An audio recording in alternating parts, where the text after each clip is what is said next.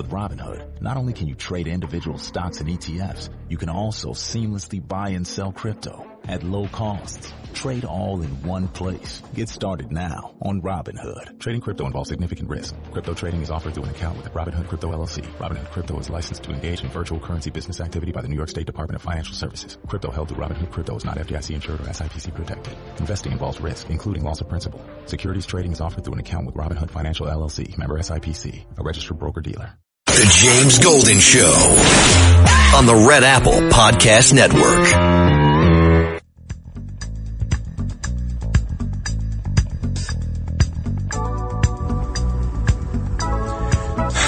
My God.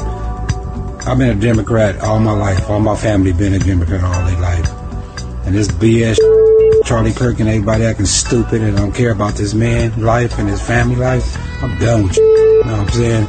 Little boy that got a Secret Service, little kid, little black kid, when Trump had a little inauguration, whatever that event was he had, and you guys didn't stand up for him. I'm sick of, man, what the does it matter with you guys? From this point on, I'm done with it. You know, I'm leaving the Democratic Party. You know, that don't make no sense. You guys are tyrants. You know, and it just don't make no sense. You know what I'm saying? So you guys need to wake up, because you're going to lose your party. Welcome, my friends, to the Saturday Morning Vibe. I'm James Golden. 800-848-9222 is how you reach us, 800-848-9222. My friends, let me just be honest with you. I'm not feeling well this morning, so at some point, if you hear some things that you heard last week, it's because I had to leave the room and take care of business. Just not feeling well at all. And I don't need to get into detail. Woke up not feeling well, still not feeling well. That's life. The show must go on, and we're going to try to make it go on. Again, telephone number 800-848-9222 is how you reach us, 800-848-9222. The big stories this week, of course, continue to be the assassination and the aftermath of Charlie Kirk and the impact that it's having across not just the country, but the world. This week, the news has been overtaken also by another media figure, the termination, I guess, or the suspension, short term, and most people believe that's it, of the Jimmy Kimmel Live show on ABC. So those two stories have dominated. There are other things happening in the world. We are looking forward on the program to catch up with Princess Diana. We're looking forward to catching up with Lizzie, our very own Lizzie Radabali, and America's small caffeinated mom, Rhonda Schrock. And your telephone calls. We are facing another quote-unquote government shutdown. This time, Democrats are trying to put back in everything that has been taken out, including health care for illegal immigrants, making sure that able-bodied people that can work do not have to work in order to get benefits. They just want to, they're putting up a resistance to everything that has been accomplished. And they are threatening to shut down the government if they don't get their way. Now, this is, you know, it used to be Republicans, and then there'd be the panic. Republicans would threaten a government shutdown. There'd be a panic. Oh my gosh, you're going to actually shut down the government. Now that Democrats are doing it, I don't see the same level of concern in the mainstream press. Not at all. But before we get too far away into those matters, let us deal with this Jimmy Kimmel business one more time, or a few more times.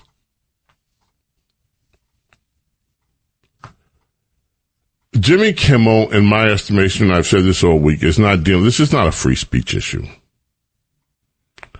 It's being portrayed that Ted Cruz, whom I respect, has issued warnings about how the FCC commissioner speaking up here and inserting himself into it could come back to haunt Republicans. And there may be some truth to that. But at its outset, this is not about free speech. Jimmy Kimmel said some things about Charlie Kirk that people around the country found unacceptable. And the affiliates, now yes, the affiliates, the two broadcast groups that rose up against ABC with this, both have deals pending in the future that will require government, as most of the deals like this do, government approval. That much is true. But these broadcasters also have a right to decide what they want to air in their local markets on their radio stations. And Kimmel went past that line. They didn't want to air it. So they told ABC, we're not airing this. We're going to preempt it. That's their right. I have two fellow comedians that I want to turn to with this. One, I tell you what blew my mind. But let's start with cut 7. This is Jimmy Falia. I'm not sure how to pronounce his last name. I think it's Falia. Comedian. He was on one of the shows on Fox, and this is what he had to say. Well, that's what you guys are all misreading. That was a tribute. Every one of those lines was a line from his monologue. Did you hear that Maxwell Frost line at the end? That is the epitome of why he got fired. This isn't a free speech issue. This is a comedy issue that became a market issue. I'll explain. First of all, on the comedy side, our job is not to take ourselves seriously. We're clowns. We give you permission to relax a little bit and escape from the torments of the day. Nobody wants our opinion on the economy. We entered a profession where we get paid in chicken fingers. What do we really know? Okay? But he broke that rule and decided he was going to steer democracy. The market didn't like that because here is the thing. This is real.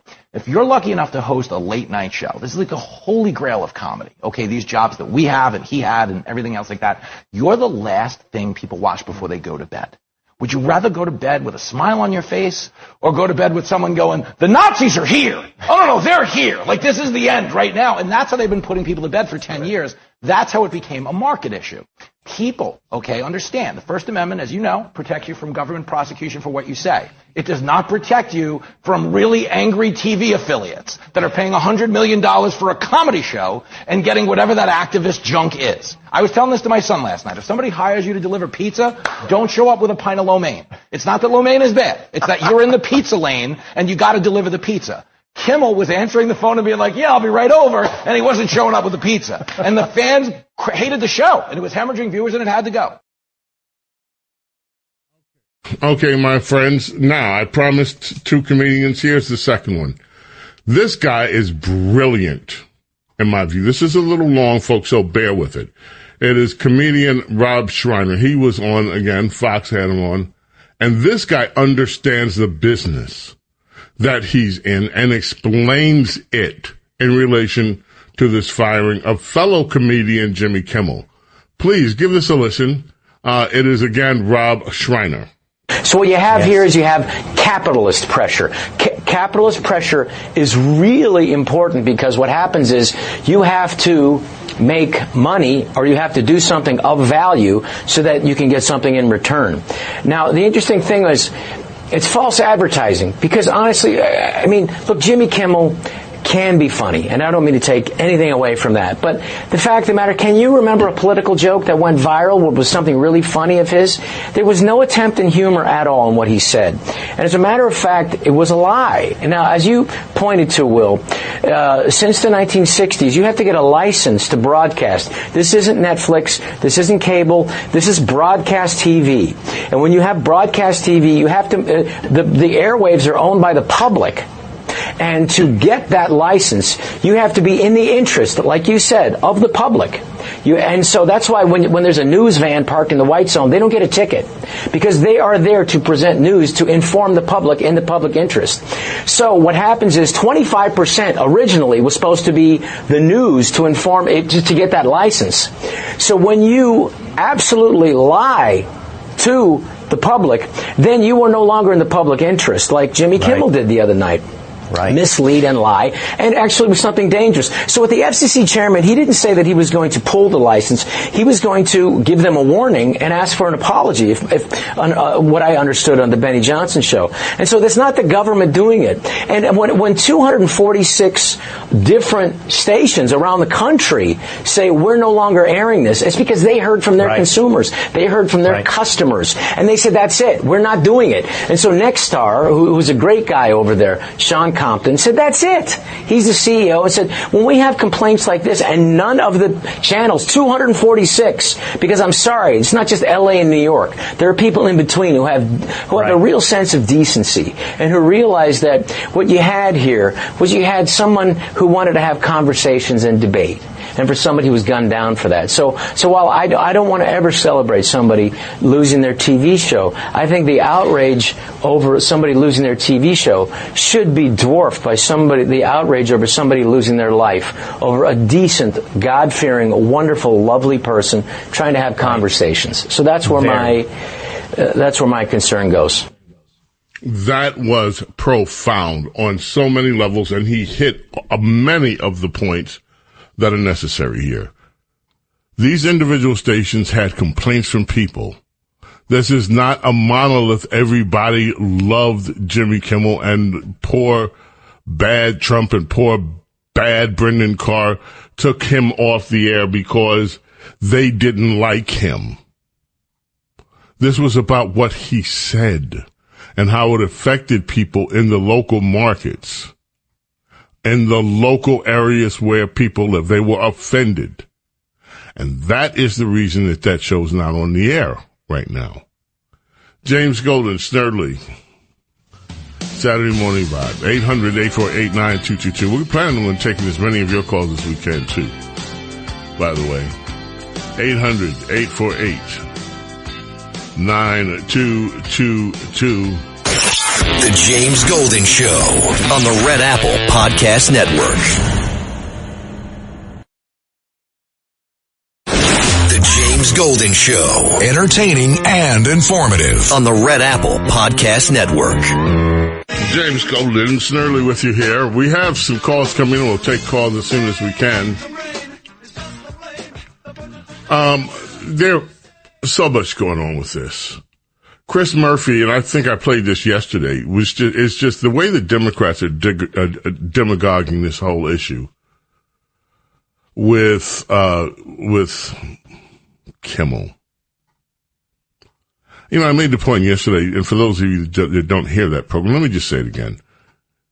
You can go back almost now 50 years in American television, and I ask you, find one that actually was a conservative, a late-night host on TV, a late-night host that gave anything but the liberal view or was neutral. You had guys like Johnny Carson. He didn't really know where he pilloried both sides. He wasn't overtly political, leaning on one side. Name me one conservative. And why do I say that? You can see 5, 6 right now. All the same. Liberal guys. Stephen Colbert, Jimmy Fallon, Seth Meyers, John Oliver, Kimmel. Those are the people that dominate late night. Where's one conservative in there? There isn't one. There hasn't ever been one that was overtly conservative, and you knew it by what he did on the air.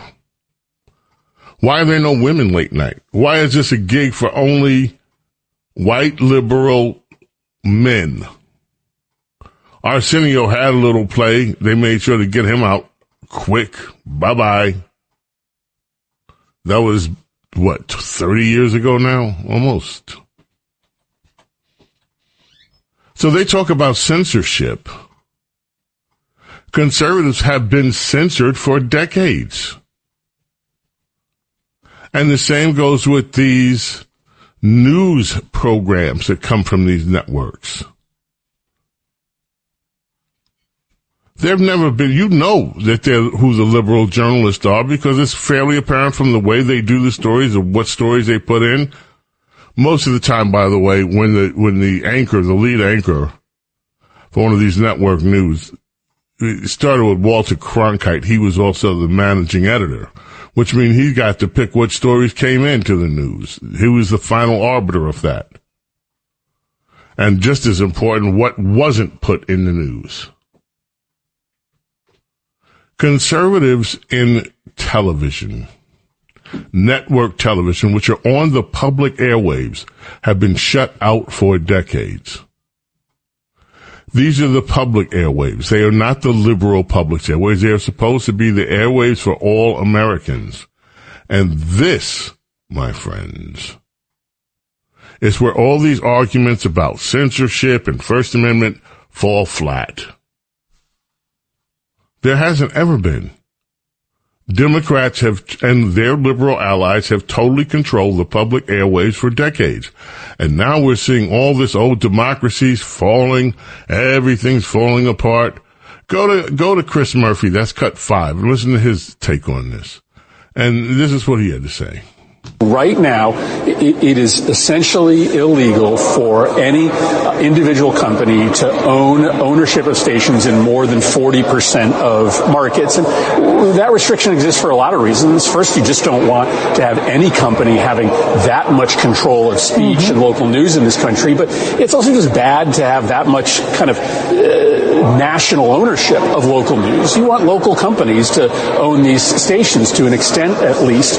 But the FCC chairman has signaled that he's willing to change that rule, that he's willing to go beyond the 40% at the very moment that he was putting pressure on Nexstar to take Jimmy Kimmel down off the air. So you have to understand, these things work in tandem. The Trump administration offers something to these big companies that will make their owners billionaires, and then in turn, the big companies repress political speech or service Donald Trump's propaganda machine. This is a quid pro quo that seems to be happening in open view of everyone in the country.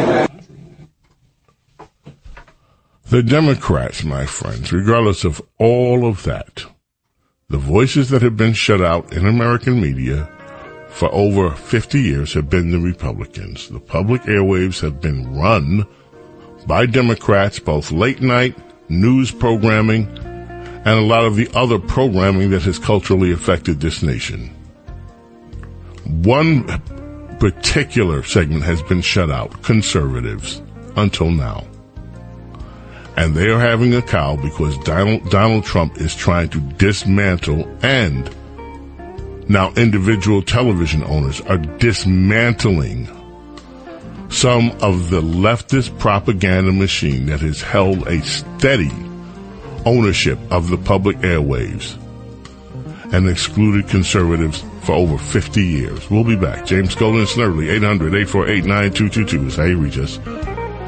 Whatever you do, don't go away. The James Golden Show on the Red Apple Podcast Network. The James Golden Show, entertaining and informative on the Red Apple Podcast Network. Once you were calling Charlie Kirk racist, I want you to know that you are racist. You are the most racist people because you guys think that you can get away with hating someone and every single time just saying, oh, well, he was racist. No, you're racist because all you do is bring up race over and over and over and over. And what you do is you perpetuate the fact that racism exists. You justify hating him because you think that you can do it because it's all about, oh, well, he doesn't like black people.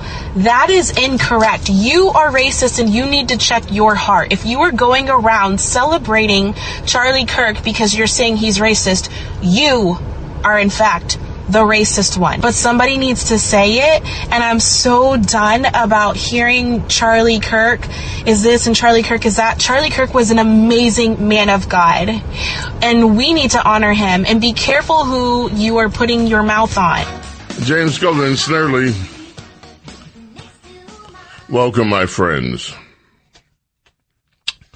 Now, there have been some other voices here. Oh, by the way, you know, we're supposed to, guys, we got to be on the alert. We're supposed to talk to Dr. Miklas today, too. I got to check and see if he's still around. Man, though, I can need him. Dr. Nicholas, I want to find out from the good doctor what his take on everything that's going on. We keep hearing all this stuff, CDC, this, vaccines, that, so I'm going to kind of catch up with Dr. Nicholas and get his take on what's happening with the move to make America healthy again. If we can track him down today, it's what we talked about doing. Okay, now, the Kimmel stuff and the Charlie Kirk stuff are all related. But I do want to just point out some of the other things that are happening out here. One of the things, and we're going to come back to it.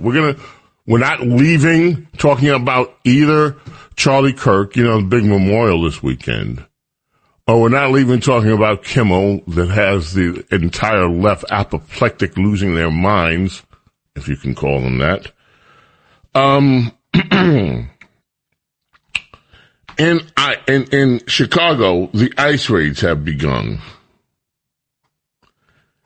And let me just give you two of the things that are happening in Chicago. The first is a news report on the actual arrests themselves. Let's go to cut 3 and check in with WGN, big force on radio and television in Chicago. And this is just one of their news reports on the ice raids. No official word yet on how many individuals were arrested by ICE agents today, but among those taken into custody, according to ICE spokespeople, was a 37-year-old alleged gang member. Among those arrested is Aldo Salazar Bahena, who, according to Homeland Security spokespeople, was convicted of murder in 2005. More recently, prison officials allegedly refusing to honor an ICE detainer request. Bahena released from Stateville prison just 4 days ago, according to ICE, before agents arrested him yesterday in Elgin. ICE also posting details on the arrest of this man. His criminal history said to include arrests for DUI, resisting a police officer, and vehicular burglary. Yeah, so it continues. Now, just like New York, in New York, yesterday, 11 city officials were arrested trying to impede ICE investigations. In Chicago, we had this, cut 2, while ICE operations are underway. We were kind of on the front line of it as a vehicle was coming, and so we were looking to block the vehicle. It still kept driving, almost ran over someone, and at that point we started seeing the pellets. So it was tear gas, it was pepper spray, a little mix of both. So you could feel it even under the mask and start coughing and start spitting out and get everything. So you had a mask on at the time? Yeah, so even through the mask you can feel it. Like right now I can still feel a little burn in the eyes, back of the neck, just because of the chemicals themselves. And then just I was able to walk, clear my head a little bit, then grab water. One, to take care of myself, but then make sure other people were okay. And that was another city councilman, this one, Andre Vasquez, on the Democrat City Council in Chicago, probably saying how these guys are trying to interfere with ICE operations. So all that is going on. By the way, speaking of censorship and the ways that liberals do it, John Catsimatidis, congratulations, John. John is the force behind Red Apple Audio Networks. And I just saw a story that's in Barrett Media yesterday. John Catsimatidis, changes to AM radio for every vehicle act, ridiculous, absurd. Now, for those of you that don't know this, liberals have been trying to force a change in your automobiles. They want to eliminate AM radio out of cars, which would significantly impact the way that a lot of people listen to conservative news, conservative talk shows. The AM Radio for Every Vehicle Act is advancing in Congress, but they're trying to make a sunset on how long this would protect AM radios in in the cards. Now, a near unanimous 50-1 vote in the House Energy and Commerce Committee advanced the bill. However, one of the alterations they have that 8 years after it passes, if it's signed into law, it sunsets. And Mr. Katamatidis is one of those saying, nope, this is no good. The sunset has to go. But this is an important issue for those of you who listen to conservative radio. And what do you have, by the way? That's where it happened for conservatism. Conservatism was locked out of television, network television, on the public airwaves. The airwaves that are supposed to belong to people regardless of political parties. Conservative voices have been locked out for generations. None of you in the listening audience grew up with conservative journalists delivering the news and deciding what was news worthy of being on the networks. None of you, none of us grew up with conservative-leaning late-night shows deciding how we should view the culture. And that's pretty much what they do through jokes, through comedy. They give us a window in how do we view our own culture. None of that has ever been placed in the hands of conservatives. The entire public airwaves were hijacked, run, dominated, monopolized by liberals, and they have been.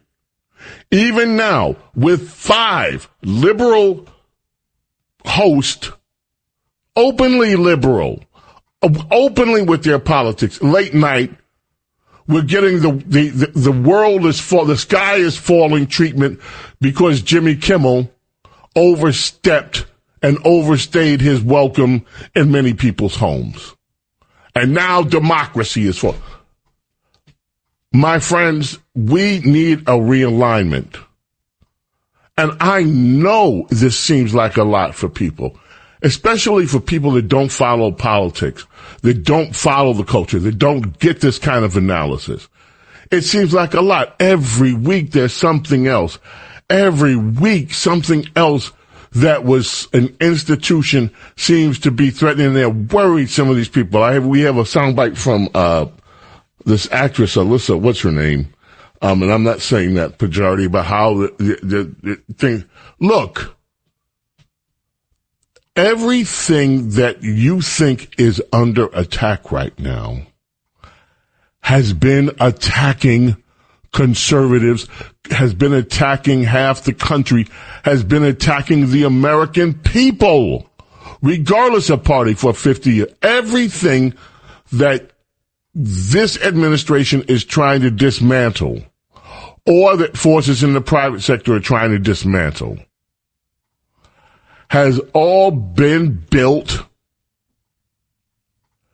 to maximize the power of the Democrat Party.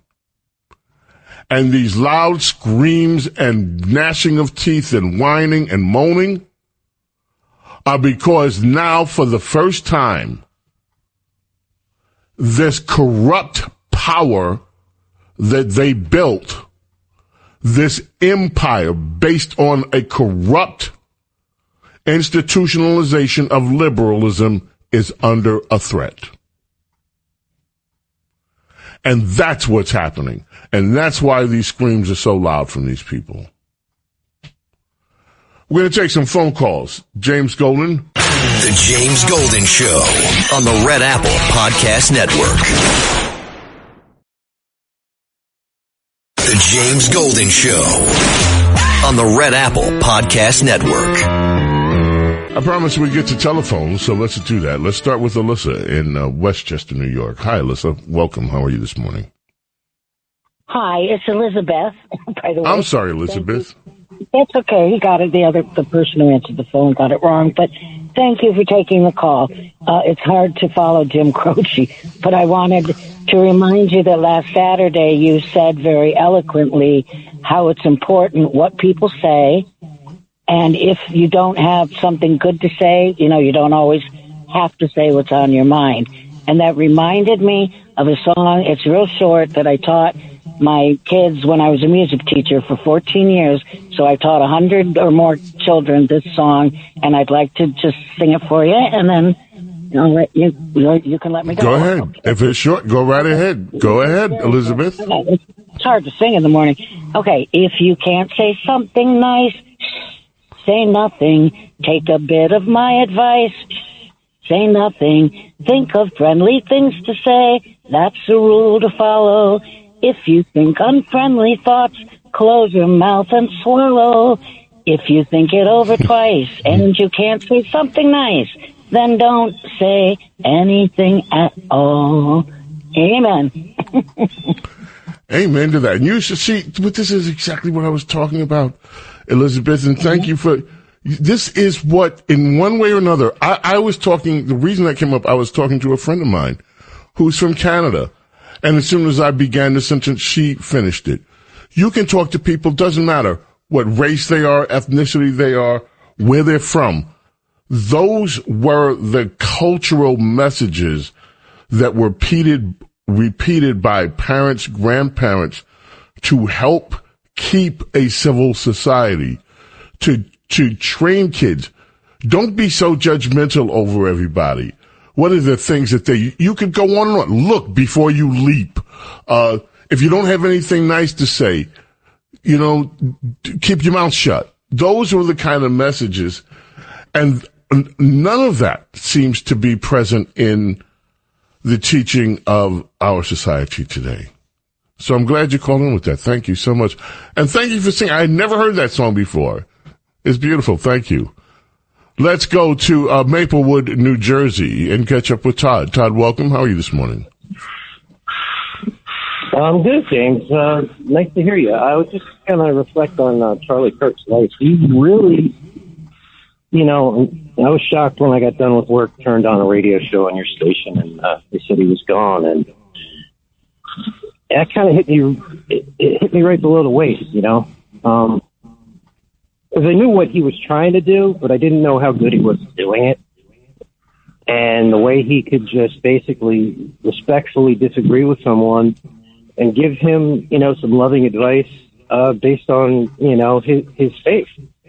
And if you really want to see the true guy, watch him when he has his wife on his show for the first time. You could just see two people in the prime of their life about ready to explode on the earth. And I'll tell you what, unfortunately he's gone, but I think this is just unbelievable what's happening since his unfortunate passing. And mega dittos to you, sir. I didn't know much about you until I started listening to this show, and it's an honor to know somebody who knew Rush. Thank you. Thank you so much. Listen, Charlie was a force, and Charlie will be a force. And the Charlie Kirk effect is, I've been reading, and that's happening all over. There are a lot of effects that are happening from Charlie's life.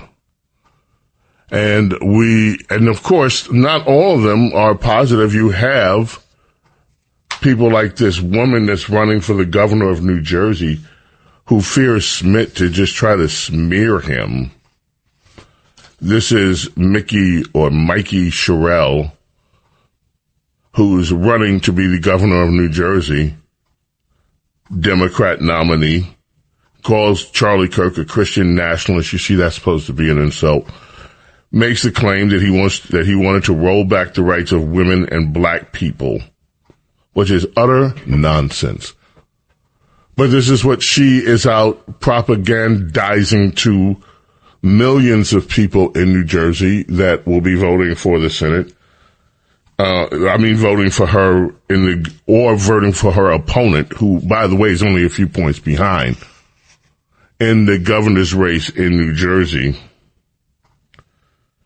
And to me, this would be almost the way that she's smearing this man. She can't even wait till the man is in the ground before she starts with the smear campaign on the same nonsense that Democrats always do. Racist, bigot, the same playbook that they always use. It's sickening. It's sickening. Alexandria Ocasio-Cortez did the same kind of thing on the House floor yesterday. I didn't even bother playing it. I made a decision about people like Cortez and Jasmine. I have played so many of their audio bites over the years with them just sounding nonsensical. I'm starting to lose interest in them. So unless it is exceptionally beyond the pale of ignorance that or insult that they have ever said, I'm going to ignore a lot of it. I don't find it entertaining anymore. It's just the same old ad hominem attacks on people. It's just the same old disgusting. So, you know what? There are other people we can hear from. All right, my friends, our number uno in the can, 800-848-9222 is how you reach us if you want to be part of the program, by the way. But our number uno is in the can.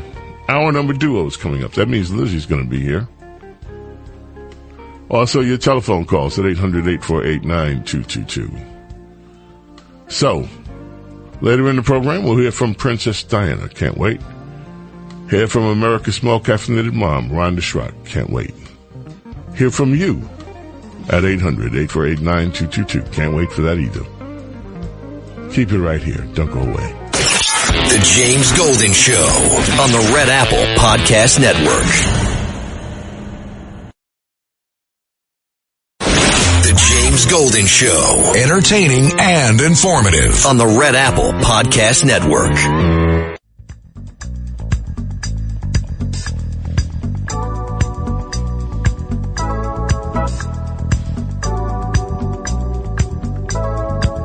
Welcome, my friends. Our number duo underway here. Saturday morning vibe. Glad you're here for the ride. 800-848-9222 is the number to call. 800-848-9222. She is back with us. The star, the voice of her generation. The advocate for working men and women all around the globe. The one, the only, Lizzie Radabali is in the house. Red Apple Audio Network's Anchorette Supremo. Good morning, Lizzie. How are you? Good morning, Bo. I'm doing pretty peachy this morning. How are you? It has been, Lizzie, to be totally honest with you, it has been a rough 2 weeks. Lizzie, yeah. Lizzie, you know, you are younger, and thankfully, or maybe not, you don't remember, because you weren't born yet, some of the things that many of us in the older generations have seen. These repeated assassinations of figures, the ugliness on display in humanity. You talk a lot about what happens on social media. I have seen things, Lizzie, on social media these past few weeks that disturb my soul. It is shameful how willing people are to spew hatred, to spew horrible thoughts, to wish other people ill, not just ill, to wish other people dead, to be so callous. And it's hurtful to the soul to see things that people just feel so comfortable with. And so I've been going through a little bit of that these past 2 weeks. And I just, but I'm still hopeful that things get better, you know. And let me just say this about that, because I was thinking about this. You weren't here last week, and so I was thinking about some of the things that you discuss with us. And the thing that I really love about you, Lizzie, is that you have a different view than many of us older, especially conservative types. You have a different worldview, but you are always respectful to people. You are always, you stand up for yourself. You stand up for your thoughts. You stand up for what you believe in, but you do it in a way that is not offensive. You do it in a way that's not mean-spirited to people. And that's one of the things I so appreciate about the way that you make us think, too, by expanding some of the things that we think, because you share your perspective without all of the other stuff that people seem so comfortable doing. I just want to say thank you for that, and I appreciate it. Wow, thank you so much, Bo. That actually means a lot to me. I really try to, whenever you want to make your case, you have to, meet the person you're speaking with halfway. You got to meet them where they are, and you always want to approach that with respect. I mean, I don't think that anybody would ever actually receive anything that they're told if it's told to them with a air of arrogance or a condescending nature. I don't think that people respond well to that.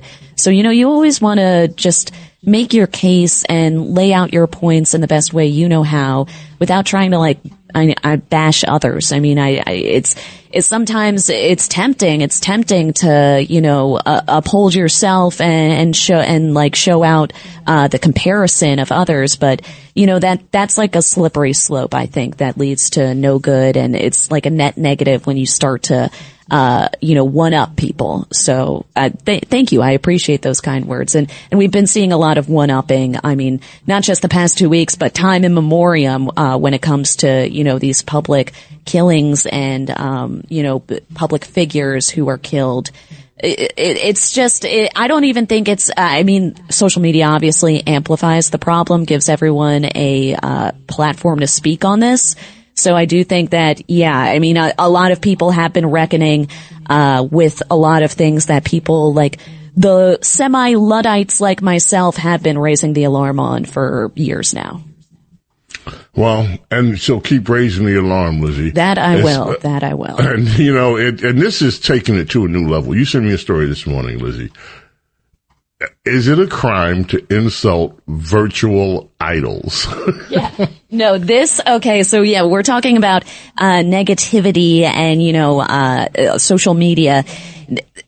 Shifting gears to a more lighter story, South Korean court, they just declared that virtual idols, that's this idea that avatars representing actual musicians, actual artists, the virtual idols are protected and they cannot be insulted. Now, what was most shocking to me about this story is that in South Korea, it's a crime to harm someone's reputation in the form of an insult. That itself is a crime. Not like defamation here in the United States where you have to prove this, that, and the other why you were defamed or maligned by someone else's words. But you actually, as long as you feel insulted, you can file a criminal complaint in South Korea, which is that just blows my mind. But so now the court is saying that an insult against one's digital avatar should be regarded as libelous against the actual person. Now, when I read that, I was just like, what are we doing? What are we doing? Someone's digital icon on the internet is now equivalent to their identity. I just don't understand this. Have you ever seen any of these virtual idols? These AI? Oh yeah. So there's one that's really popular in the United States. A United States made one. Her name is Michaela. I've seen her a few times. If anybody's familiar with that name, she's like a AI generated artist, and she's completely virtual. There is no actual person behind her. Like they're drawn from inspiration of, plenty of pop stars that are just fed through this image aggregator. So this South Korean court now says that those virtual icons are people. And like I said, this is just like the Luddite in me is just scrambling. Luckily, the person who was convicted of this crime, ultimately, the court did find them guilty. They did not award the full penalty. They only made them pay 100,000 won per virtual idol. That comes to around $71 per person. So, not a really big payout here, but it is setting a dangerous precedent, especially out east, for virtual people being actual people. I mean, I don't even know what we're doing anymore. It really is concerning to me that these digital specters are now being held in the same regard as people. As we continue to debate, freedom of speech, freedom freedom just to speak. What are we doing here that now these digital avatars are in the same conversation? It is bizarre. You know what else is bizarre? What? Spending $1,800 on a refrigerator, bringing the refrigerator into your house, and then your refrigerator starts broadcasting advertisements to you. That's bizarre, Lizzie. No, this is bizarre, and this is indicative of, that at the end of the day, we are all consumers. We might, tag on some other identifiers to our personhood. We start conversations about race, sexual orientation, gender. But at the end of the day, we are all consumers here.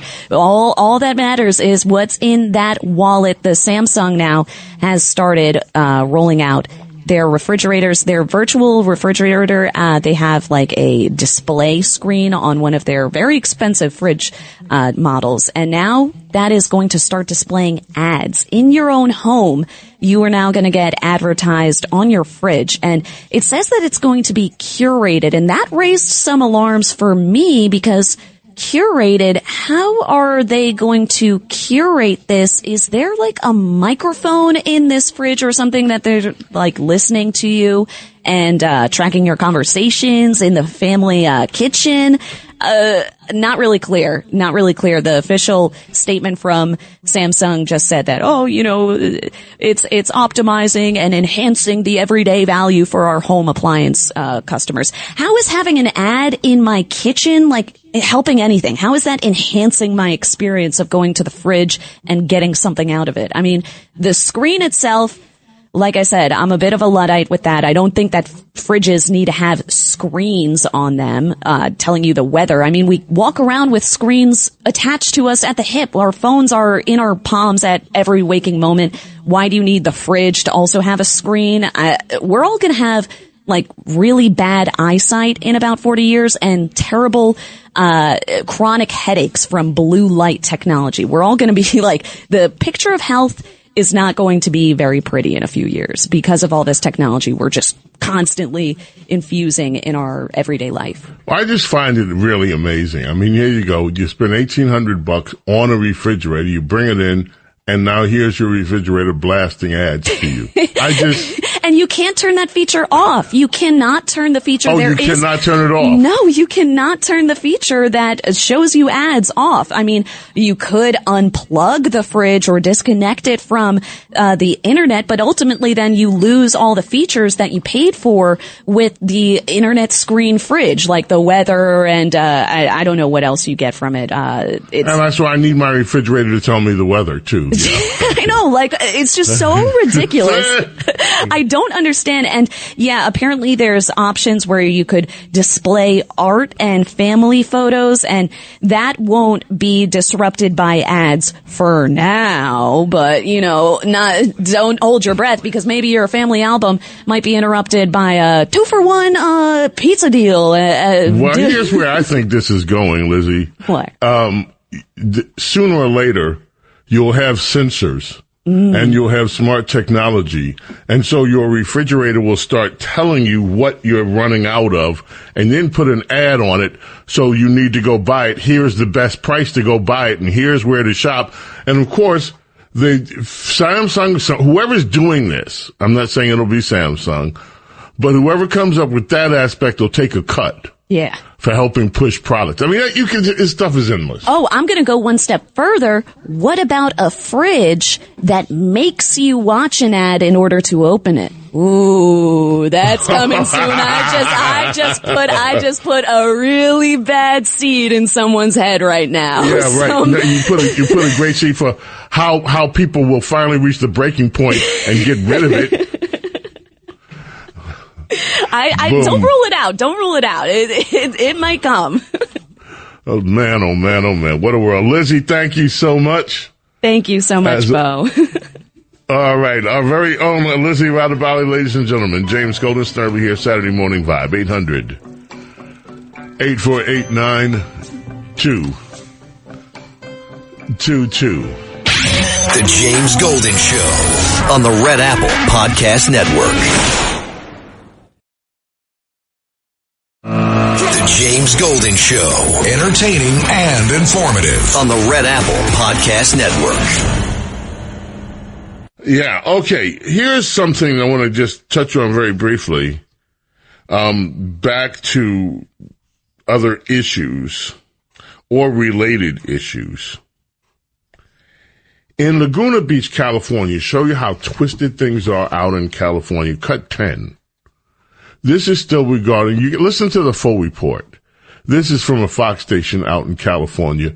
The report will be, it speaks for itself. Here it is. An Orange County high school student has been suspended after he wore a Make America Great Again hat to school, which sparked an argument in which he was assaulted. Nick Garcia is live in Laguna Beach. This story you'll see only on Fox 11. What do you have for us, Nick? Right, Christine. Well, this happened on September 11th. You'll remember just the day before, on September 10th, is when Charlie Kirk was shot and killed. So the student says he wore the hat in a way of standing in solidarity with Kirk. But another student took the hat off his head, threw it in the trash. And it's what happened next, the school is claiming happened next, that got him suspended. Watch.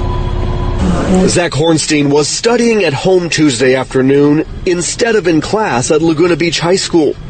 It's the first of his 2-day suspension for harassment, something he says he didn't do. Last Thursday, he was wearing a Make America Great Again hat, he says in honor of Charlie Kirk. A girl pulled his hat off and threw it in the trash.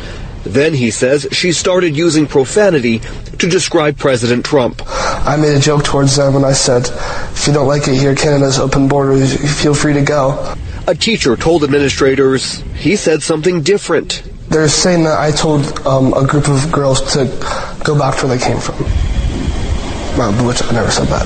When they called in the girl who was involved, she literally told them that I never said that. Zach's mom, Janet, feels the school is targeting her son because of his political beliefs, placing blame on him, who she says was the original victim. I think that it's a double standard. I think that kids who have certain political beliefs are held to a different standard than kids who have other political beliefs. She says she is disappointed in how the school is handling the situation. Yeah, I don't think either of these students should have been suspended, and we said that She should be disappointed. You know, he wears a hat, girl rips it off, throws it in the trash. He's being suspended. He was suspended for harassment. This is unbelievable what happens in California, USA. James Golden and Snerdley. Whatever you do, keep it right here. Don't go away. So much more to go. The James Golden Show on the Red Apple Podcast Network. The James Golden Show on the Red Apple Podcast Network. Now, it's time for Protecting Your Future. Sponsored by Colonial Metals Group. Here's James Golden, a.k.a. Bo Snerdley. My friends, Protecting Your Future. The Wall Street Journal says today the Wall Street bets the rates, the interest rates. You know, they just took a quarter, a 0.25% drop this week, finally. Will drop much more than what the Fed's forecasts say. Bets and futures market shows investors expect that the Fed's benchmark short-term rate will fall just below 3% by the end of next year, from slightly above 4% now. That's a whole basis point. They think this is going to be a big deal, sizable shift from May. Back then, in May, most of the investor sentiment was that interest rates would fall by only 3.5% at the end of 2026.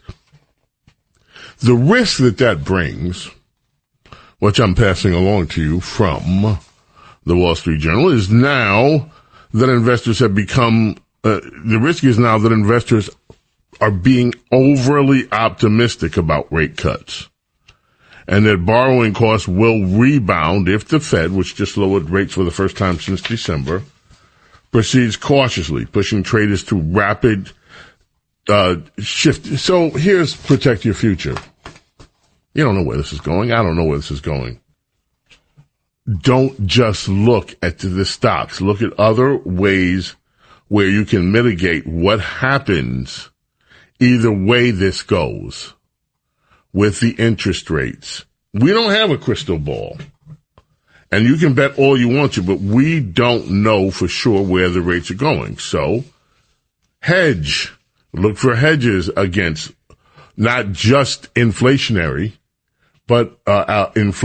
pressures, but also against speculative pressures, like where's the rate going?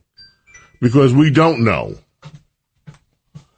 All right, that's protecting your future. James Golden, a.k.a. Snerdley, here with you. Let us get back to the telephone, shall we? Dom in Minnesota has been waiting. My good friend Dom, how are you this morning? Good morning, Bo. I'm fine. I'm fantastic. You know, every time you talk to Lizzie Radabali, you learn something new. I think what you said to her was really fantastic. That's what we need. You know, I called. What happened? He's there and then he's gone. His line dropped. Oh no, the battery. That happens so much. You're in the middle of something. Yes. Okay, Steve, and Dom, give us a call back when you recharge that battery. Steve in Connecticut, if that was the problem. Yes. Steve in Connecticut, you are up next. How are you, Steve? I'm doing well, Bo. How are you doing this morning? Well, there's an issue. It's not my best morning in terms of not feeling well, but I'm doing great otherwise. Mentally, I'm great. How are you? Yep. So what's on your mind this morning? That. Yes. Yes. Well, this week I was thinking about the death of Charlie Kirk and some of the terrible responses that have been uttered by the other side. And it reminded me of a couple of things that happened during the global war on terror, where it shows that the highest humanity is to honor your enemies. And the first example I thought of was at Bagram Air Base. When we took it over, the Soviets had built a monument to their lost airmen when they had fought the Mujahideen in the 1980s. And the guys from our Air Force restored that monument of people who had been our enemies. And then the second thing I think of was an incident that happened in 2005 in northern Iraq, where a unit commander, an officer, was shot by an insurgent, and then the insurgent was subsequently wounded by our guys, and both men were treated in the same hospital, Army hospital, for their wounds. So even our enemy, we treated him well. And I haven't seen that kind of humanity from people who were opposed to Charlie Kirk. Yeah, some of the opposition, you do have some. Some people are saying some very nice things from the left. And in fact, you know what? I'm going to just look at the clock. I'm going to see if I can do this. And by the way, Dom has called back in and we'll reach him. But you just mentioned something, and I want to play this because this shows to what you said. We have that reaction that you're talking about, these people that are just beside themselves. But then you have the other reaction. And cut 14, and let me play this for you and play this for everybody. Cut 14, Kelvin. I'm a lifelong Democrat, and I have spent hours out of my life the past few days watching Charlie Kirk debates. And if that pisses you off, then you especially should stay. Because when I tell you I've been absolutely consumed, not by the debates themselves or why I didn't agree with him, but it's our party that has left me feeling unsettled. And if you're a Democrat watching this, I really hope you take this not as an attack, but like from a friend who really cares. First, let's talk about the concept of mob mentality, which by definition just means being influenced by a larger group and losing your own personal judgment in the process. And the example I want to use is that clip that was everywhere, that went viral, everybody was quoting it, where Charlie said, "I don't like the word empathy." We've probably all seen the short and the long version at this point, where he goes on to clarify that he prefers the word sympathy. Agree with him or disagree with him, doesn't matter to me. The point is the real conversation never happened because the clip was cut in half. Why? To reinforce the idea that the right is full of these monsters who reject human feelings, right? That wasn't an accident. That omission was deliberate and strategic so that you would form an opinion about a person without using your own informed personal judgment. Does that bother you? If somebody's truly evil, shouldn't the truth just be enough? Shouldn't we be trusted to come to the right conclusion all on our own? Maybe you would have come to the same conclusion, but maybe you wouldn't have. Then there's the hypocrisy, okay? If you honestly asked me how many times in the past year I've seen the left dox and unemploy a person over hateful speech, I wouldn't be able to. And I get it. Actions have consequences. I'm not arguing that. But the same principles apply to us. If we sound the fascism alarm, we cannot celebrate death over speech. If we advocate for gun control, we cannot celebrate gun violence. If we call for diversifying our worldview, we can't then close off conversations that are uncomfortable but that could possibly, maybe, lead to some kind of understanding. If we call the right a cult, we cannot cancel influencers who show empathy and sympathy to the wrong family. Think about it. One of the signs of a cult is pressuring members to cut off family members and friends who are outside of the group. Another is using guilt and shame to enforce conformity. Another, creating a me versus them mentality, demonizing them and creating dependence in us.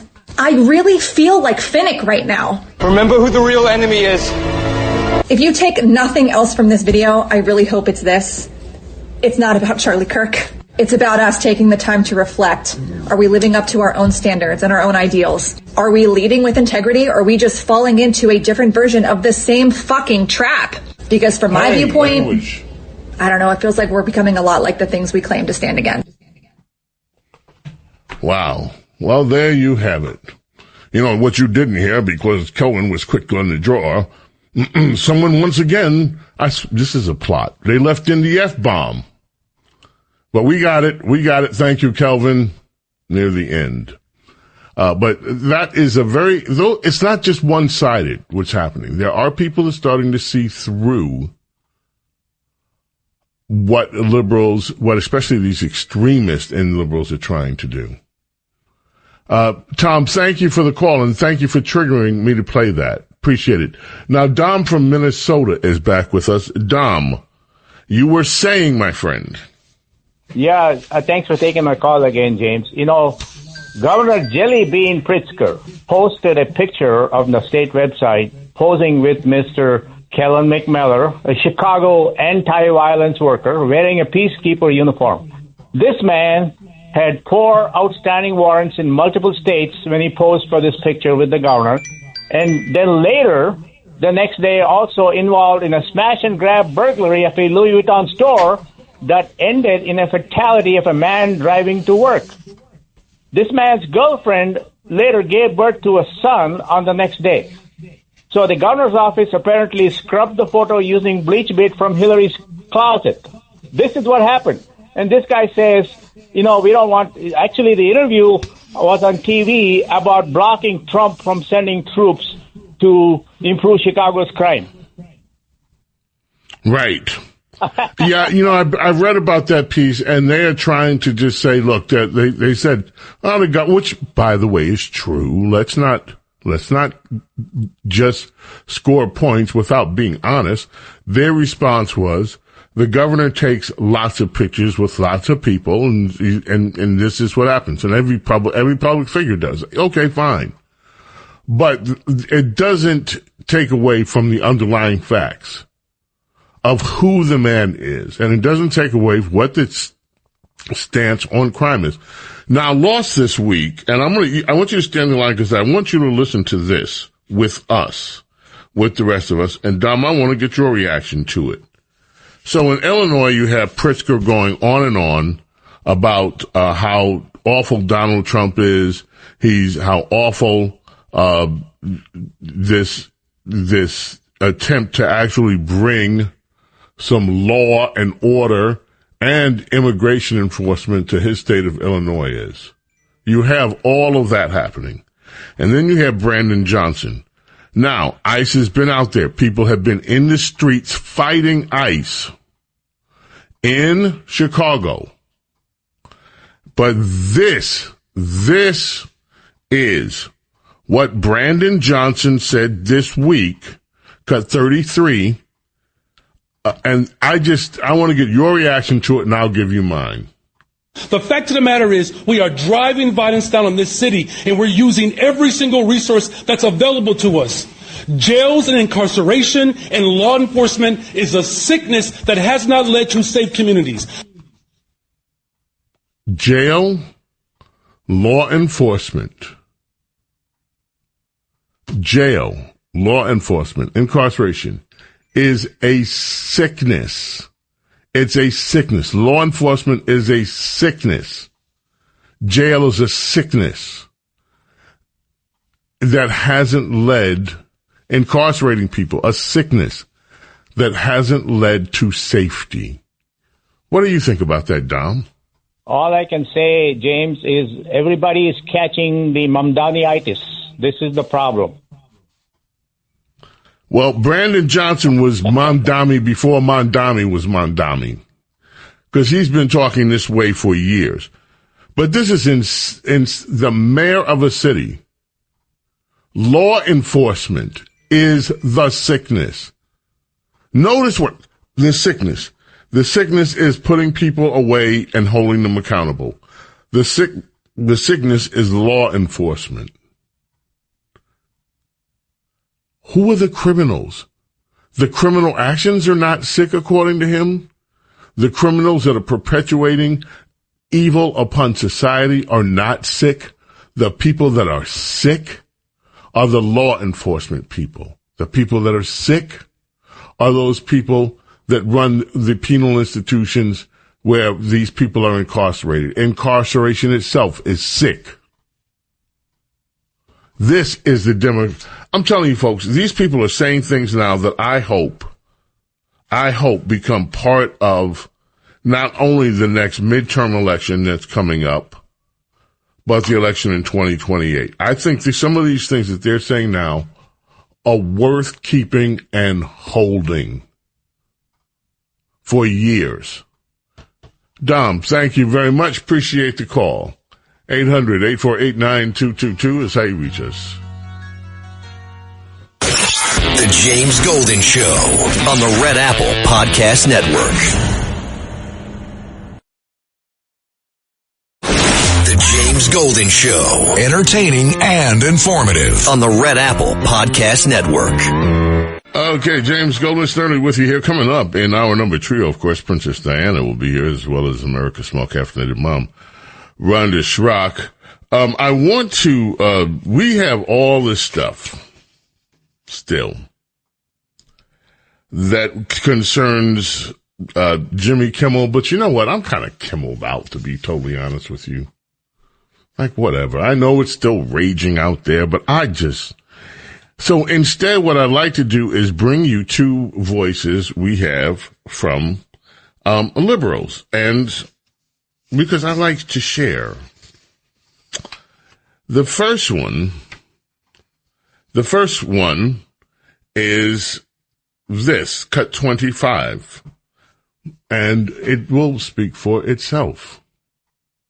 There will come a day in the not-so-distant future where MAGA Republicans or former MAGA Republicans will not be able to live in peace in this country anymore. Not exactly sure what that's going to look like, but I know for certain that you're either going to have to leave this country or completely hide any evidence that you ever supported Donald Trump in order to just walk out of your house. Even in the most rural, conservative areas of this country, prior to January 2025, you couldn't walk out of your house and fly a schmotzy flag around and be vocally proud about the fact that you're a white supremacist. Half the town might agree with you, but there would be consequences for that. There'll be a day very soon where those consequences are not only going to be reinstated in society, but it's also going to be impossible for you to do anything in peace. If you choose to live out and proud about the fact that you supported Donald Trump during this time, your life's going to be miserable. Unless you sequester yourself to your small, little, rural East Texas town and never leave. Okay, that's liberal voice number 1. Let's visit liberal voice number 2. Now, this one goes quick. You're going to have to listen quick on this one. So just for 13 seconds, give her your attention. So just going to take 13 seconds for her to tell you what she wants to tell you, but I want you to hear it all. It goes by quick. So pay attention to this, talker, liberal, Karen, whatever you want to call her. Here she is. Listen, I don't mean to be an but I will be when I need to be. Most of you are not qualified to be teaching your children, and I'm getting very concerned about how this is all going to play out in the future. Most of you are not qualified to teach your children. Which begs the question then, of course, who are? They are. Most of you are not qualified to teach your own children. And, by the way, okay, I don't have time for the other that I wanted to bring you. We referenced it earlier. That would be actress Alyssa Milano. I don't know what has she ever been in? I don't know. Oh, you don't know what she's in the news all the time. She was on Charmed. She was on Charmed? Yeah, that's what Brian just told me. She was on Charmed and Who's the Boss? Brian, what's Charmed? What was Charmed about? Charmed was a show on TBS. It was about witchcraft. 3 witches that were sisters, going through the whole enchantment kind of fairy tale stories. Aha. And that's where her big claim to fame was. Her big claim to fame was Who's the Boss? And then that was what she did afterwards. Oh, Who's the Boss? Which I never saw either. Brian, thank you. Ladies and gentlemen, Brian's the latest member to our Saturday morning crew. Quite knowledgeable young man, as you see. James Golden Snerdley here. Hour number duo, end of the can. Hour number trio, coming up. In our number trio, Princess Diana will be here. Our number trio, America's small caffeinated mom, Rhonda Schreck, will be here as well. And we're hoping you will be here on the phones at 800-848-9222. So keep it right here and don't go away. The James Golden Show on the Red Apple Podcast Network. The James Golden Show, entertaining and informative on the Red Apple Podcast Network.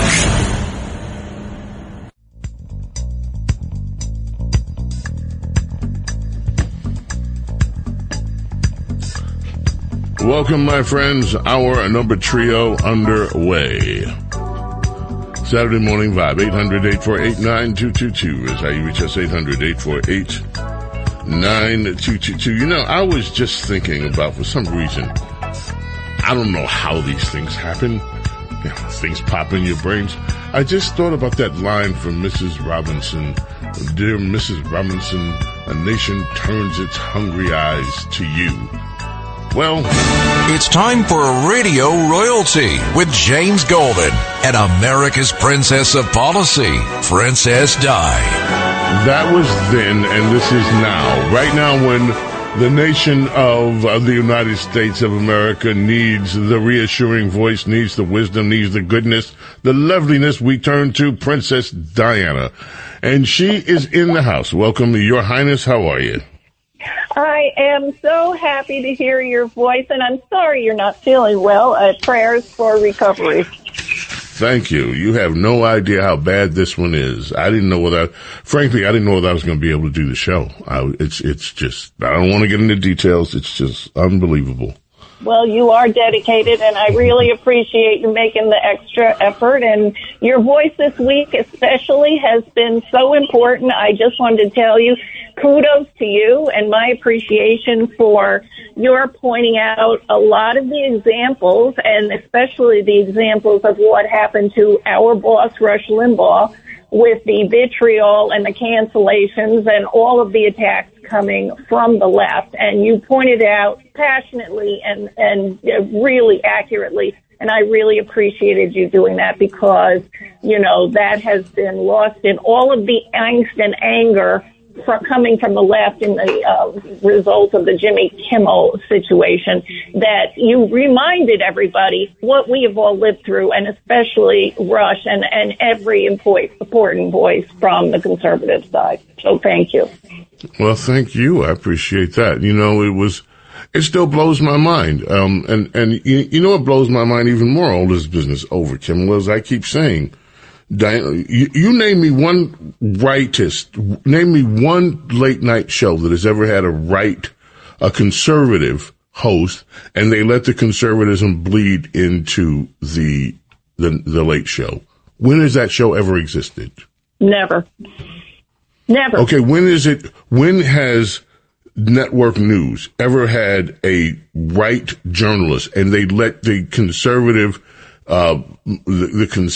ideology pick the news, and it was obvious that there was a political ideology picking which news America would see, and it had a rightist tilt to it? When did that ever happen?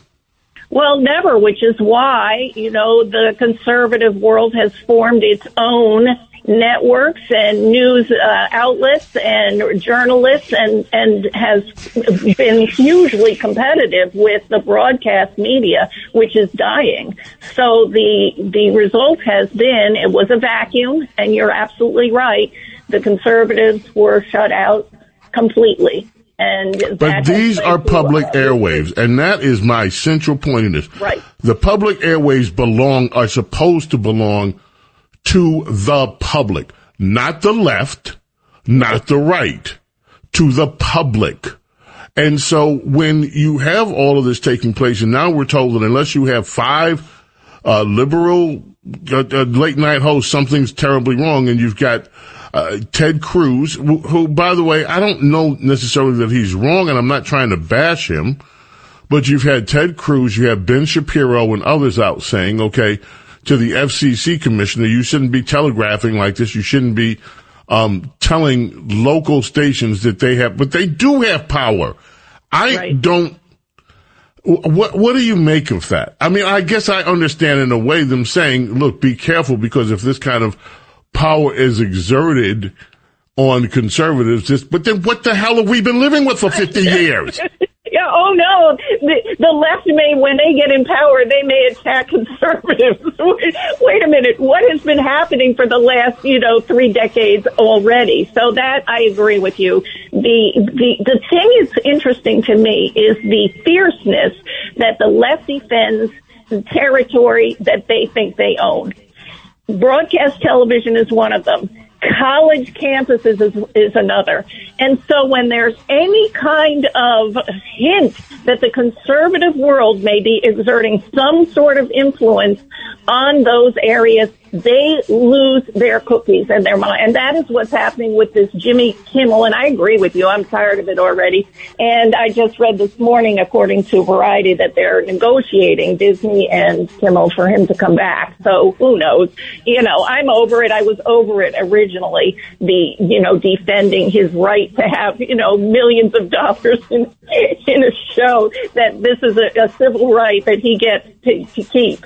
So, one of the things that, to me has been interesting, though, which kind of segues into what I was hoping we could talk about, is the quote itself that Jimmy Kimmel was canceled for or put on suspension or whatever, is what he said. We hit some new lows over the weekend with the MAGA gang desperately trying to characterize this kid who murdered Charlie Kirk as anything other than one of them.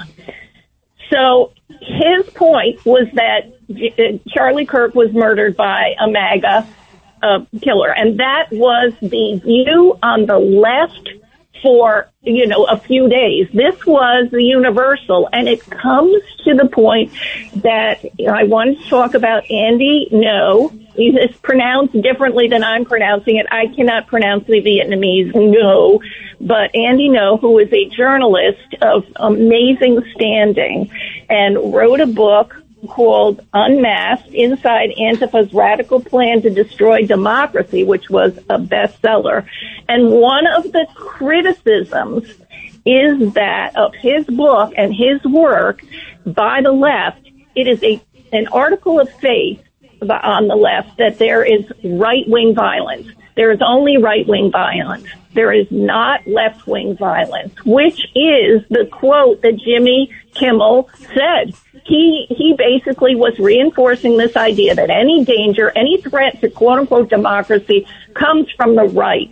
And so that has been Andy No's great sin, according to the left, is he has cataloged by video the actual activities of the violent left radicals. And so I wanted to give a shout out to Andy No, who has now been shown to have been correct. I want to read the Trump True Social comment from September 17th. I am pleased to inform our many USA patriots that I am designating Antifa a sick, dangerous, radical left disaster as a major terrorist organization.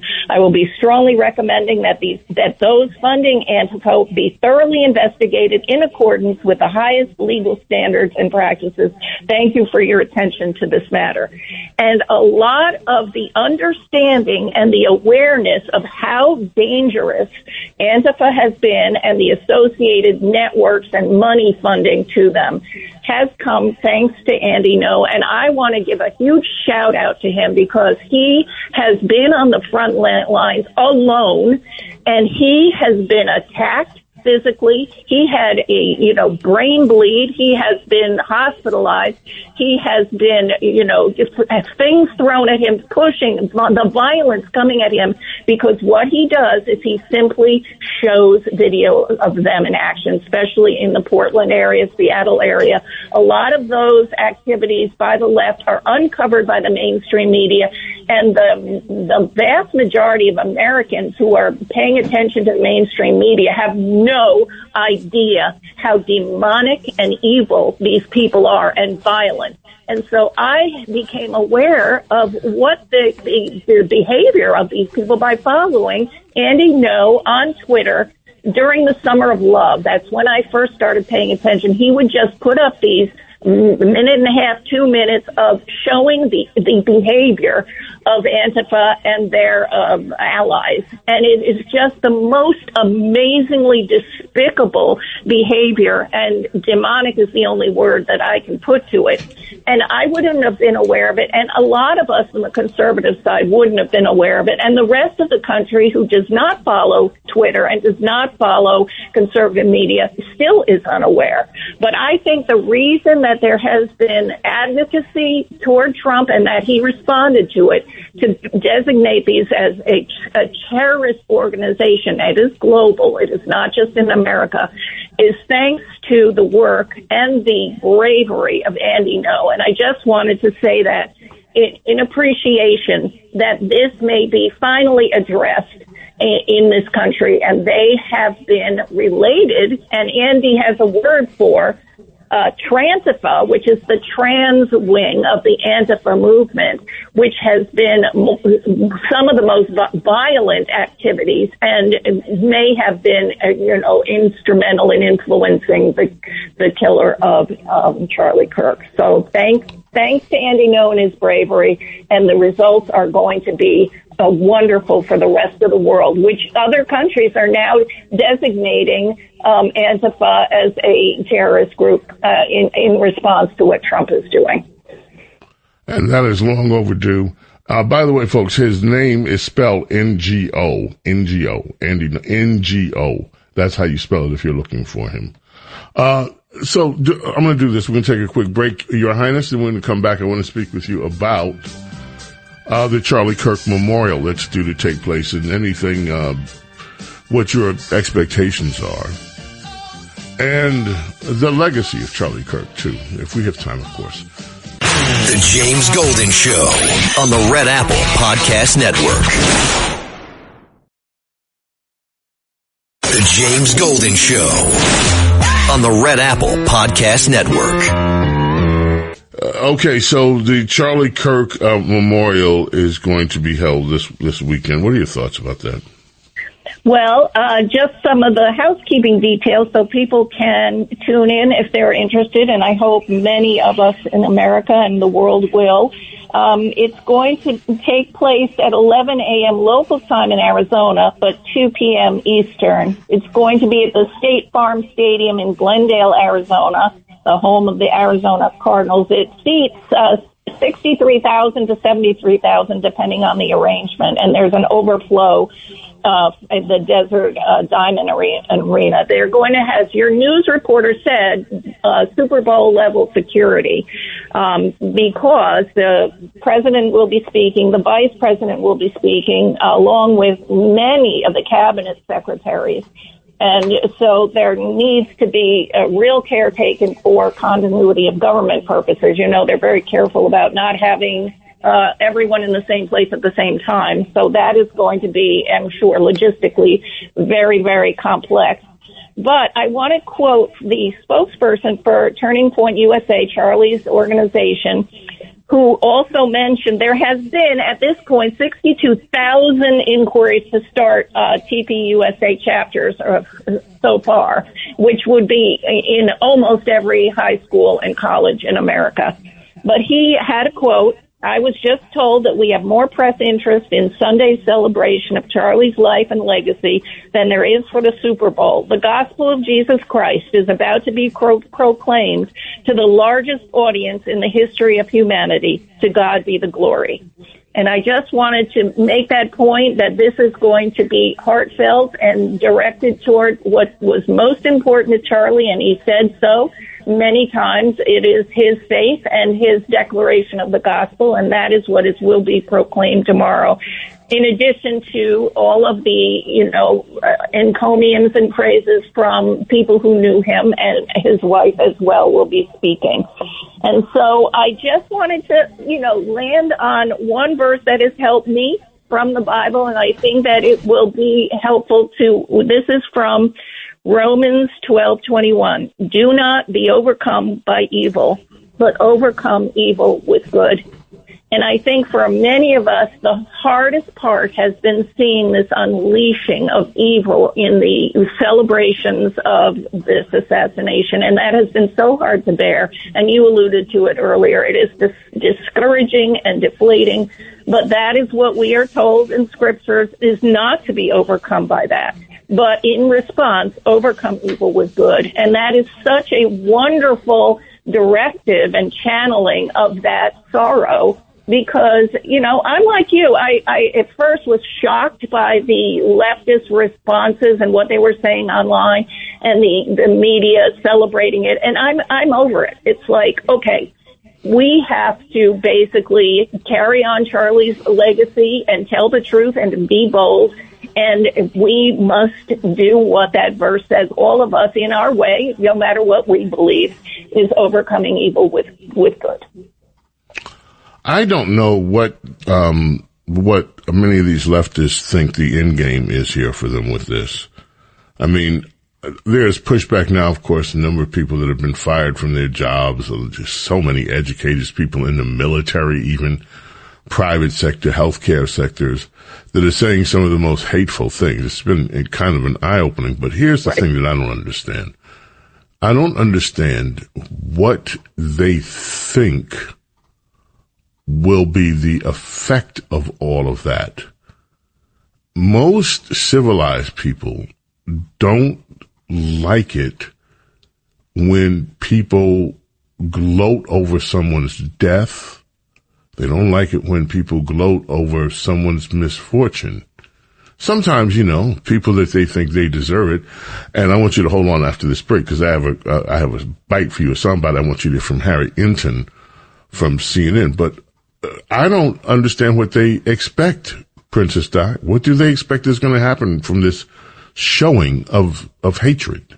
Oh, I think that soundbite you ran earlier, I think they expect to shut up conservative voices. They expect to be able to make us afraid to speak. That has been one of the consistent quotes, is that we need to be afraid to congregate and to speak out.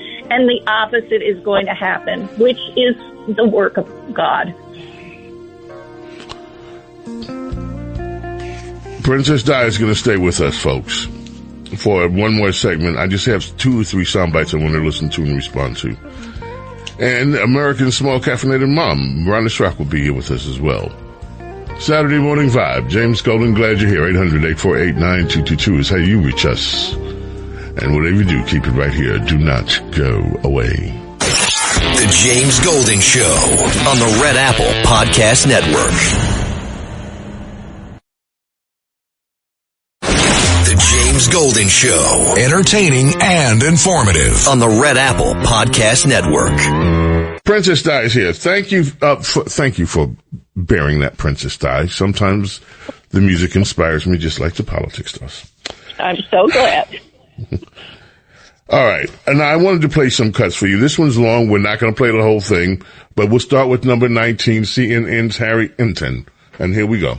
Yeah, there are rare points in which I see a piece of data and it just sort of jumps off the screen at me, and this is one of them because I really just think it tells the entire story, and this is among Republicans. The media is biased and should be punished. Look at this. 71% of Republicans agree with the idea that the media is biased and should be punished. Republicans are absolutely loving what is happening right now to Jimmy Kimmel. Absolutely love the words that are coming out of Brendan Carr's mouth. The bottom line is that they believe that the media is biased and should be punished. So taking Jimmy Kimmel off the air, if there's government influence there, they're absolutely enjoying it. Well, but punished by whom, I guess, is the question. How are Republicans, and how much are Republicans, as you're pointing out here, likely to, or what are they going to think about that this decision was made with government influence? Yes, exactly right. So, it's one thing if the idea is, okay, Jimmy Kimmel's being punished by his own company, right? Being punished by ABC, being punished by Disney. But the idea that the government is influencing it, I don't think that Republicans are going to have much of a problem with it, because take a look here. Republicans already think that the U.S. media and U.S. news organizations are in fact influenced by government interests. Look at this. Again, amongst Republicans, look at this. 64%. This is, again, even before the Kimmel news broke, 64% of Republicans believe that the U.S. media is influenced by government. Okay. What do you think, Princess Di? Well, I really do not like the word punished. I think that all of us would like the consequences coming to them, where the audience is disappearing and capitalism works, and the eyeballs are leaving their shows, and that the people in charge of trying to make a profit are basically make a business decision and have them go bye-bye. I think the consequences are what we're looking for. Nobody's going to jail in that world. Nobody is, having the government come and take their property or any of that. So I think the word punished is a little bit off-putting, because I don't think that, anybody here wants to see the government in charge of, making the First Amendment go away, which it isn't here at all. This is a economic business decision of the free market. Exactly. Time coming and long time due. Okay, now, cut 15, really quickly. This is this actress I talked about earlier, this one apparently that was in some witchcraft show and something else. Alyssa, whatever her name is. But I just wanted to jump on and say some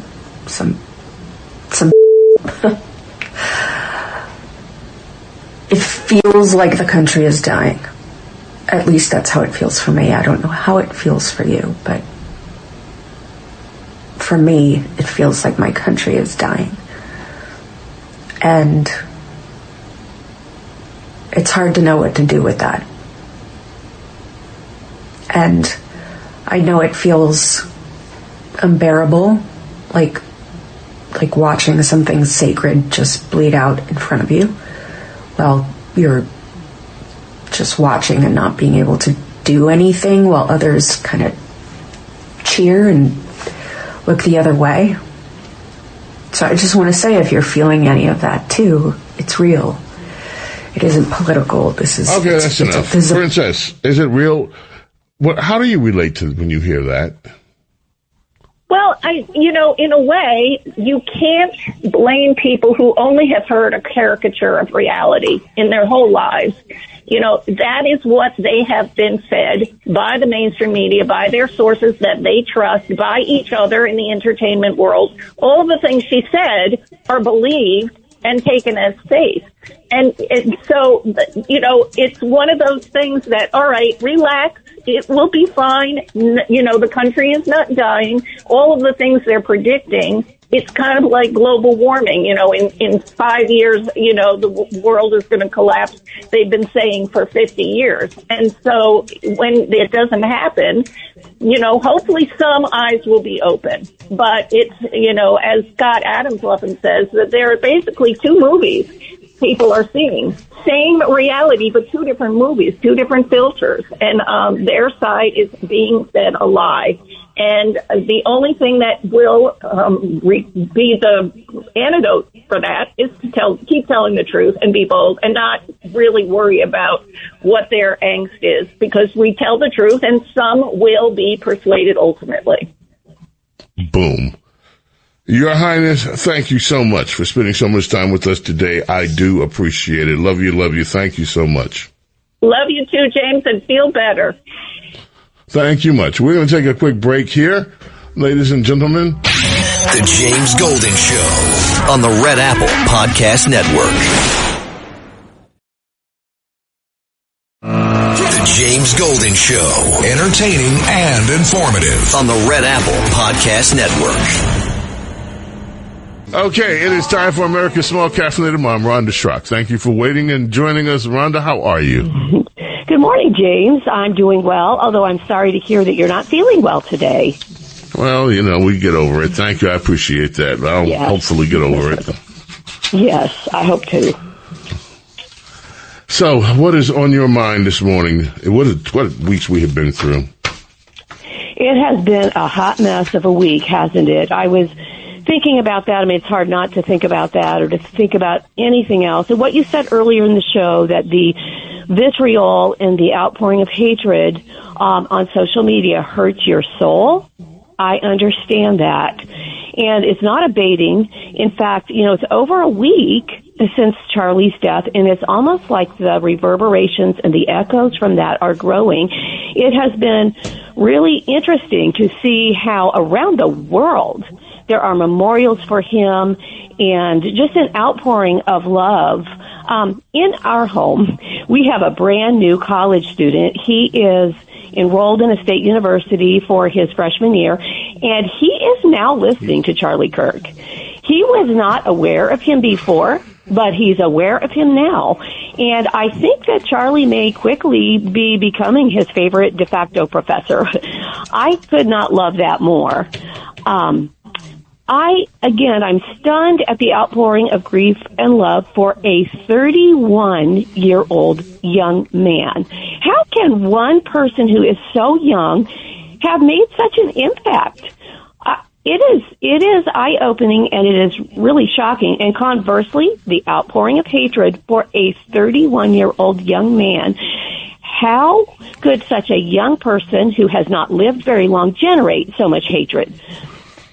Put simply, Charlie Kirk spoke.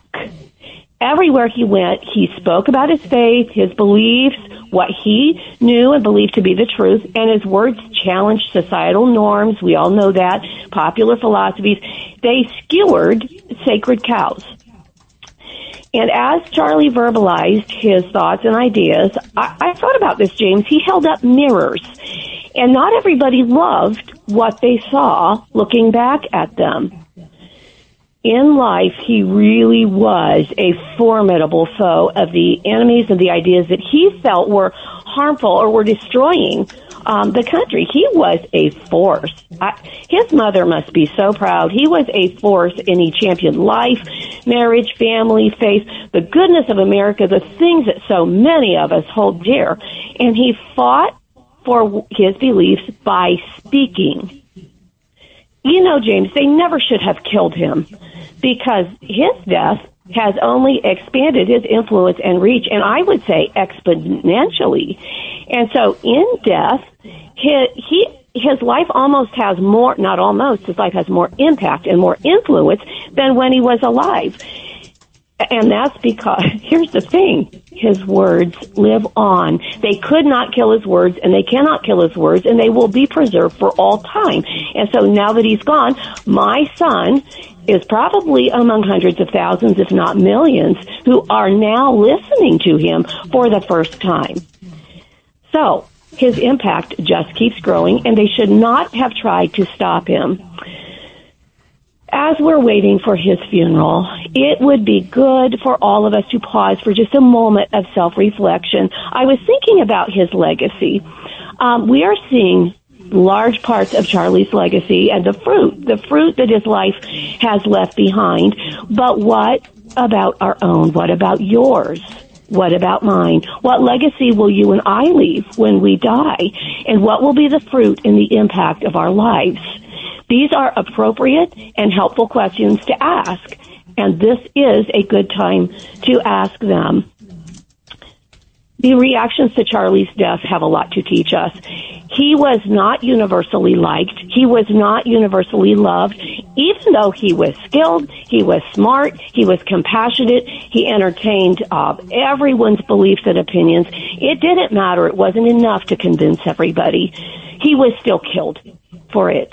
And even though he knew many people rejected him, I think he talked about this. He talked about the danger in doing what he was doing. It didn't stop him, and that's because he did not idolize the opinion of other people. He did not live by the opinions of other people. He had his eyes on a higher source, and it wasn't people. If he had lived to please everybody, he'd probably still be alive today.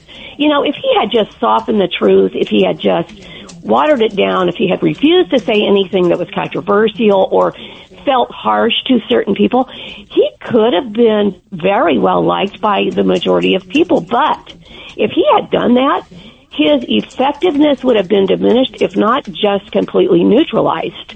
You just can't have it both ways. He chose not to do that, and so because of that, many people were persuaded, many people were encouraged, many people were convinced, but not everyone. In my mind, courage was a big part of Charlie's legacy. He had courage to keep talking, courage to keep shining the light, courage to keep going in the face of anything that anyone thought or said about him. The only way that any of us can press forward in the face of opposition is through courage, and courage is founded, I have said this many times and I will keep saying it, courage must be founded on two things: love for truth and love for other people.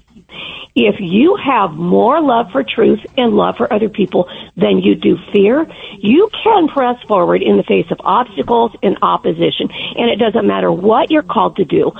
Not everyone is called to a public stage. But if we are faithful and persistent in doing what we are called to do, and we're doing it in true courage, our lives will leave an impact, and we will leave a lasting and beautiful legacy, and there will be rich fruit from our lives. I have learned that courage is contagious. It can be loaned, and it can be borrowed. When someone is courageous, publicly courageous, it gives me courage. But the truth is that fear is contagious too. It's like a virus, it can spread. And we are all carriers of one or the other. We are carriers of courage or carriers of fear. And it is our choice which one we will carry and spread. I choose courage today, James, and I hope that many, many, many others will choose courage and will continue to press forward in whatever it is that they're called to do. We can be carriers of courage, because when we sow courage, we are sowing love. And love will always overcome evil. That's what I'm thinking about today. And that's profound as always. People here, Rhonda, when we say, and this is a sentiment that I'm not arguing with the sentiment, I'm not arguing with the belief, but when you say love conquers evil, when we say love conquers evil, when Marvin said, like in What's Going On, for only love can conquer hate, when we hear that and we've heard this all of our lives in various forms, whether it be scripture, whether it be whatever, love is the most powerful force in the universe. Love created everything. What do you say to people? We have maybe just less than 2 minutes. What do you say to people that look at this and say, if love is so powerful, how does evil operate like it's operating? Why are people the way they are right now? Well, because everyone does still have a choice. And there are people who will be ruled and will act out of that evil. But you can't stop love. You can't stop love. You can try to kill it. You can try to carry the people who kill the people who carry the love. But this is a perfect example, James. The love keeps on spreading. And there are people who are mad and are saying vile things, but there are many more who are encouraged and inspired and are challenged to live more like Charlie did and to love their fellow man in spite of their differences. I just know in my heart that the power of love is greater than the power of evil, and you can never kill it. You can try to silence it, but it will never stay silent. It will only spread.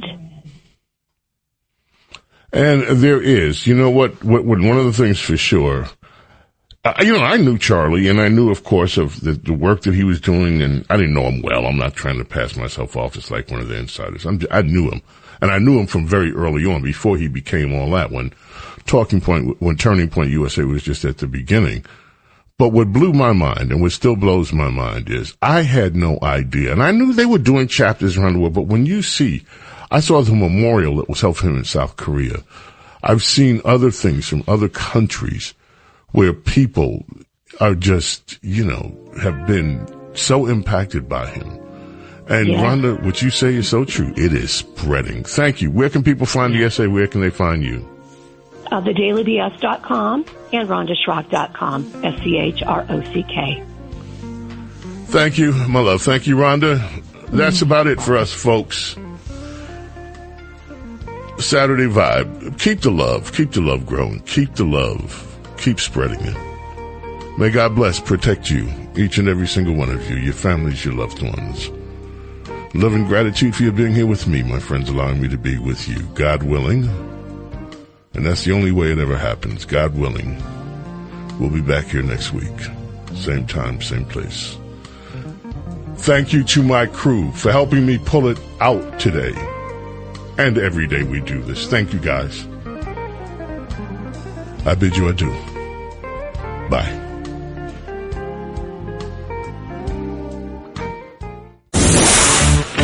Thanks for listening to The James Golden Show. You can hear The James Golden Show Saturday mornings at 7. If you like the podcast, share it with your friends and listen anytime at WABCRadio.com and download the WABC Radio app. Hit that subscribe button on all major podcast platforms. Plus, follow WABC on social on Instagram, TikTok, Facebook, and X. See you next time for a new episode so you never have to wonder, what the heck is going on here? Shop the Sherwin-Williams Super Sale and get 40% off paints and stains September 19th through the 24th. With prices starting at $29.39, it's the perfect time to transform your space with color. Whether you're looking to revamp your interior or exterior, we have you covered with bold hues, soothing neutrals, and everything in between. Visit your neighborhood Sherwin-Williams store or shop the sale online. Delivery available on qualifying orders. Click the banner to learn more. Retail sales only. Some exclusions apply. See store for details.